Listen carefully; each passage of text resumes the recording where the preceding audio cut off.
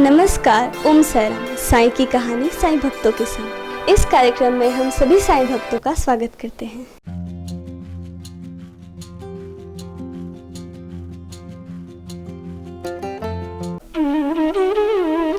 Om Sairam. Sai web TV Shirdi के माध्यम से साई की कहानी साई भक्तों के संग इस कार्यक्रम में मैं शिरडी से साई कथाकार प्रवीण महामुनि एवं साई लीला महानाट्य का निर्माता आपको इस कार्यक्रम में आपका स्वागत करता है। आइए इस एपिसोड में हम लोग बहुत सुंदर ऐसी रोचक कथाओं का बखान सुनने वाले हैं। बहुत ही सुंदर। अभी तक आपने हर एक एपिसोड में कुछ न कुछ बाबा के लीला को आपने देखा, सुना और महसूस किया। हम लोग अभी तक कृष्णराव डेंगले पाटिल जी के साथ बाबा ने किस तरह से उनकी आंखें निकालकर धोकर जो चमत्कार किया उसको हमने देखा था। इससे पहले की एक कथा सुंदर सी है, वो मैं आज आपको सुनाने जा रहा हूँ। थोड़ा ध्यान से एक बार बाबा का जोरदार जय जयकार करते हैं। बोलिए सच्चिदानंद समर्थ सद्गुरु साईनाथ महाराज की जय। तो आइए, जब बाबा पहली बार नीम गांव में बाबा साहब डेंगले जी को मिलने के लिए चले गए थे। बाबा साहब डेंगले सरदार थे और सरदार होते हुए उनके पास बहुत ही ज्यादा फौज, सैनिक सब कुछ था। बड़े धनी परिवार से थे और रहने के लिए एक सुंदर सी हवेली नीम गांव में थी। उनकी हवेली को तटबंदी की दीवार थी और अंदर जाने के लिए मात्र एक दरवाजा था। जो दरवाजा कुछ विशेष था, लगभग 20-22 फीट ऊंचा दरवाजा, और जिसको खोलने के लिए हट्टे कट्टे 4-5 लोगों की आवश्यकता पड़ती थी। और जब बाबा शिरडी से पैदल नीमगांव आए, उस दरवाजे के सामने मात्र खड़े रहे। कुछ लोग आजू बाजू को देख रहे थे कि कोई फकीर आया है। बाबा उस दरवाजे के सामने खड़े रहे और जैसे ही बाबा ने अपना दाहिना पैर आगे किया तो अपने आप चमत्कार से अपने आप ही वो इतना बड़ा दरवाजा अपने आप खुल गया। यह देखते हुए बाबा साहब और उसका पूरा परिवार आश्चर्यचकित हो गया। बाबा साहब ने अब देखा, बड़ी बड़ी आंखें करके देखा कि एक सत्पुरुष, एक फकीर साधारण वेश में उनके इस दरवाजे के सामने हाथ में चिमटा और कटोरा लेकर खड़ा है। दिव्य तेज उस फकीर की आंखों में दिखाई दिया था। उन्हें देखकर पूरा परिवार आश्चर्यचकित हो गया कि जिस दरवाजे को खोलने के लिए लगभग 4-5 हट्टे कट्टे लोगों की आवश्यकता पड़ती है, ऐसा बड़ा दरवाजा अपने आप ही खुल गया। भक्तों, जहां परमात्मा, जहां परमेश्वर स्वयं खड़े रहते हैं, वहां इन छोटे मोटे दरवाजे की क्या बिसात, क्या औकात। साक्षात स्वयं सद्गुरु साईनाथ महाराज डेंगले परिवार को मिलने के लिए आए थे। बाबा साहब को यकीन हो गया कि ये कोई साधारण नहीं है, इसलिए बाबा साहब ने जाकर साईं बाबा के चरणों में अपना मस्तिष्क रखा और आशीर्वाद की मांग की। इतने बड़े सरदार ने बाबा के चरणों में अपना शीश झुकाकर दर्शन किया। बाबा ने भी उन्हें बहुत ही सुंदर ऐसा आशीर्वाद दिया, जियो। और बाबा का आशीर्वाद प्राप्त करके बाबा साहब डेंगले पाटिल बड़े कृतार्थ हो गए। बाबा को देखने के लिए पूरा नीम गांव इकट्ठा हुआ था और तब से बाबा का नीम गांव में आना जाना लगातार चालू रहा। बाबा साहब डेंगले से साईं बाबा की प्रीत इतनी बढ़ गई कि बाबा जब भी वक्त मिलता जरूर नीम गांव जाते और बाबा साहब से ढेर सारी बातें बैठकर करते। और यह नित्य क्रम में और एक नित्य क्रम बाबा का ऐसा था कि वहां पर एक नीम गांव में उनके ही घर के सामने एक बावड़ी थी। बाबा साहब डेंगले पाटिल के घर के सामने एक बावड़ी थी।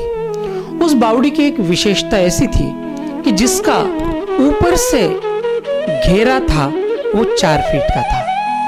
देखिए 4 फीट का घेरा, और वो 4 फीट का घेरा लगभग 10 फीट गहराई तक था, और 10 फीट गहराई के बाद जो अंदर की गहराई का घेरा था वो लगभग 20 फीट का बड़ा सा, जैसे मटके का होता है, मटके का मुहावना जो मुख छोटा रहता है और डेरा जो मटका बड़ा रहता है, उसी टाइप का एक मटके की तरह उस बावड़ी का एक आकार था।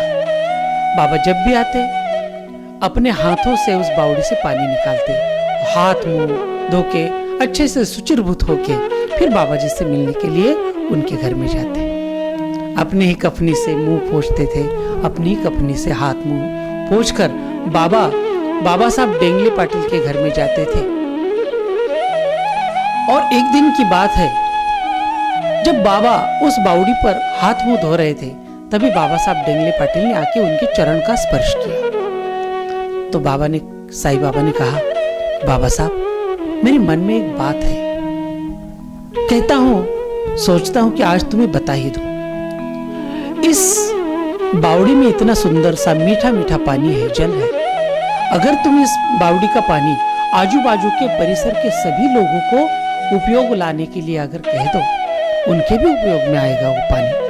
अगर ये पानी किसी सभी लोगों के, अगर सभी वर्ग के, सभी जाति धर्म के लोगों के अगर उपयोग में आया, तो मैं खुद कहता हूं कि जब तक चांद सूरज है तब तक इस बावड़ी का पानी पवित्र जल 1 इंच भी कम नहीं होगा। ये बाबा की पवित्र वाणी थी। बाबा का उस बावड़ी पर आशीर्वाद था कि आज भी जब भी जाओ तो उस बावड़ी का पानी कितना भी सूखा हो, कितना भी बारिश हो, कौन सा भी मौसम हो, आज भी उस बावड़ी का पानी 1 इंच भी नहीं हिला है। बोलिए साईनाथ महाराज की जय। और तभी से जब बाबा ने यह अनमोल बात कही, तभी से बाबा जैसे वहां पर अपने हाथ मुंह धोते थे, तभी से नीमगांव के लोग इस बावड़ी के पानी को बाबा का पदतीर्थ के नाम से जानने लगे। आज भी वहां जाने के बाद बावड़ी के पानी को साई पदतीर्थ के नाम से जाना जाता है। जिस तरह बाबा साहब डेंगले परिवार का प्रेम बाबा पर था, उसी प्रकार बाबा का भी बहुत ज्यादा स्नेह बाबा साहब डेंगले पाटिल और उनके पूरे परिवार पर था। इसी के चलते और एक सुंदर सी कहानी मैं आपको बता रहा हूं कि बाबा ने डेंगले परिवार को कुछ भेंट वस्तुएं दी थी, जो आज भी उनके पास उन्होंने बड़े प्यार से जतन करके रखी हुई है। एक दिन की बात है, बाबा साहब डेंगले अपने घर के सामने खड़े थे और साईं बाबा उसी वक्त वहां पर आए। पता नहीं किस प्रेम में या किस उद्देश्य से साईं बाबा ने बाबा साहब डेंगले पाटिल के कंधे पर हाथ रखा और कहा कि मैं जो चीज मैं तुम्हें देने वाला हूं उसे बड़ी जतन करके रखना। और बाबा ने दूसरा हाथ अपनी झोली में डाल दिया, थोड़ी सी ऊदी, और ऊदी के साथ एक दिव्य ऐसा शालिग्राम उन्होंने बाबा साहब डेंगले पाटिल के हथेली पे रख दिया। बाबा साहब डेंगले पाटिल ने दोनों हथेलियां जोड़कर अपने हथेलियों पर वो दिव्य ऐसा शालिग्राम ले लिया, उसका बड़े प्यार से वंदन किया और बाबा के कहने पर उन्होंने इस शालिग्राम को अपने पूजा गृह में स्थापित किया। इस शालिग्राम का चमत्कार ये था कि जब भी उसके पास कोई दीपक जलाते, दीपक लगता और उस दीपक की ज्योति का प्रकाश उस शालिग्राम पर पड़ता, तो वो शालिग्राम अपने आप ही दैदीप्यमान ऐसी किरणें उस शालिग्राम के अंदर से अपने आप ही निकलनी शुरू हो जाती थी। और ऐसा दिव्य चमत्कार था कि पूरा पूजा घर उस रोशनी से जगमगा था। यह दिव्य ऐसा शालिग्राम आज भी डेंगले पाटिल परिवार ने बड़े प्यार से जतन करके अपनी पूजा गृह में रखा हुआ है। यह साईं बाबा की दिव्य निशानी के तौर पर उसे हर रोज उनके घर का हर सदस्य उसकी पूजा करता है। इसी के साथ ही बाबा ने पूजा घर में रखने के लिए और उनके पूरे परिवार के ग्रह शांति के लिए उन्होंने चांदी की 2 कामधेनु बनाने के लिए उनको कहा था। और बाबा ने अपने दिव्य हाथों से इस कामधेनु गाय को, चांदी की जो 2 गाय बनाई थी, उसको अपने हाथों से बाबा साहब डेंगले पाटिल के पूजा घर में स्थापित किया।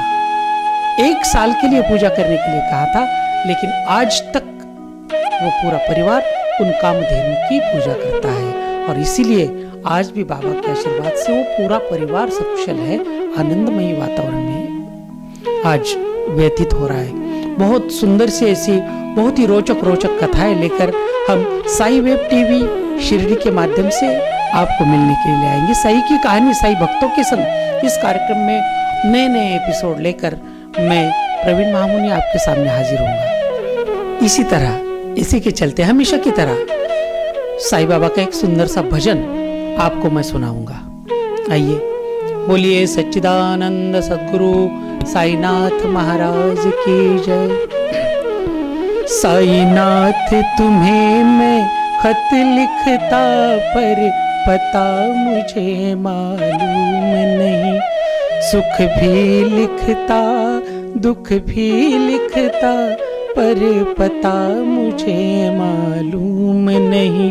साईनाथ तुम्हें मैं खत लिखता, पर पता मुझे मालूम नहीं। सूरज से पूछा, चंदा से पूछा, पूछा टिम टिम तारों से। सूरज से पूछा, चंदा से पूछा, पूछा टिम टिम तारों से। इन सब ने कहा, इन सब ने कहा, अंबर में है, पर पता मुझे मालूम नहीं। साईनाथ तुम्हें मैं खत लिखता, पर पता मुझे मालूम नहीं। फूलों से पूछा, कलियों से पूछा, पूछा बाग के माली से। इन सब ने कहा, इन सब ने कहा, हर डाल पे है, पर पता मुझे मालूम नहीं। साईनाथ तुम्हें मैं खत लिखता, पर पता मुझे मालूम नहीं। साधु से पूछा, संतों से पूछा, पूछा शिरडी के लोगों से। साधु से पूछा, संतों से पूछा, पूछा शिरडी के लोगों से। इन सब ने कहा, इन सब ने कहा, शिरडी में है, पर पता हमें मालूम नहीं। इन सब ने कहा, शिरडी में है, पर पता हमें मालूम नहीं।